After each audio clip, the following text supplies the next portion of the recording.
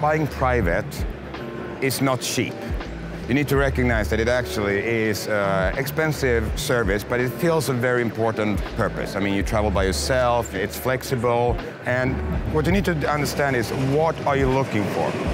Is this just to get you from A to B in the most efficient manner? So you don't want a no-thrill experience? Or are you looking for a luxury experience a la Hollywood? Because that will also set the direction of where to look. The key part when you reach out to a charter operator or charter broker is that you can communicate very well what you're looking for. Because they will try and tailor the experience and the offer to your needs. If it's cost, if it's luxury, if it's convenience, if it's flexibility. There are a lot of operators out there and brokers, so you need to do your due diligence. You need to make sure that whoever you charter through has a 135 certificate. You do never want to end up flying on a friend's aircraft and pay on the side, because that's an illegal charter and you do not want to take those risks. They will be your intermediary in terms of translating your needs and then collect quotes from different operators, and they will make sure, but you should always ask them to verify that it's a compliant operator. They will provide you the safety documents, the pilot hours, etc., etc. A broker is really your expert to help you along the way. Because it's not just finding the jet that can be hard as a first-time flyer. Where do you go at the airport? Because you're not pulling up to Terminal D at Miami International Airport. You might not even go to Miami International Airport. It could be Opa-locka, it could be Tamiami. Or on Miami International, you go to the signature FBO.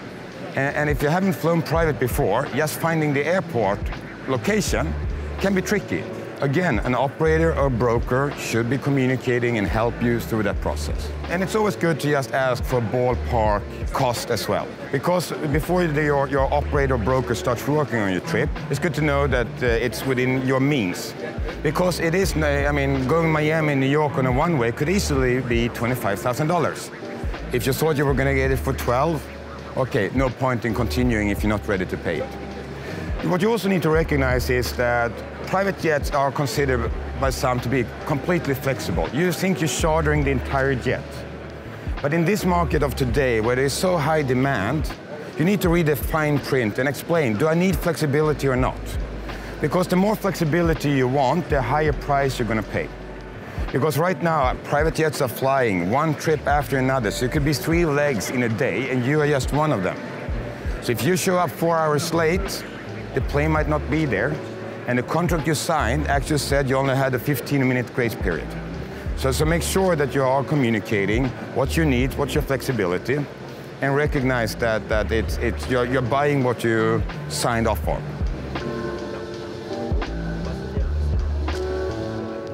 Most often, I mean, you have the base price. There could be base catering, but if you have special needs, that comes on top.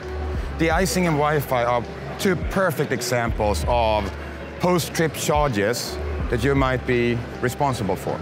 The icing can cost several $1,000s for a single trip. And Wi-Fi could sometimes be a flat fee, sometimes usage. And there are horror stories where someone flown transatlantic and ended up with a Wi-Fi bill of $40,000. You want to be aware ahead of time what are the ancillary and extra charges that might come. You don't want to end up in a situation where there is an accident and it turns out to be a legal charter. I mean, because, as you say, insurances might probably not cover and all the repercussions. What's also worth to remember is, if you're a group of friends traveling, one of you could charter the jet and the others pay you, but you cannot end up in a scenario in many cases where each of you pay the broker or each of you pay the operator, because then we're getting into the next kind of travel, which is almost like a commercial travel with seat selling. There are models that support seat sharing under Part 380. So you can travel on a private jet, paying for a seat, and it's completely legal, but you need to do it in the right way through the right provider. It's not a bunch of friends getting together and paying a broker each 1/5 of the total price.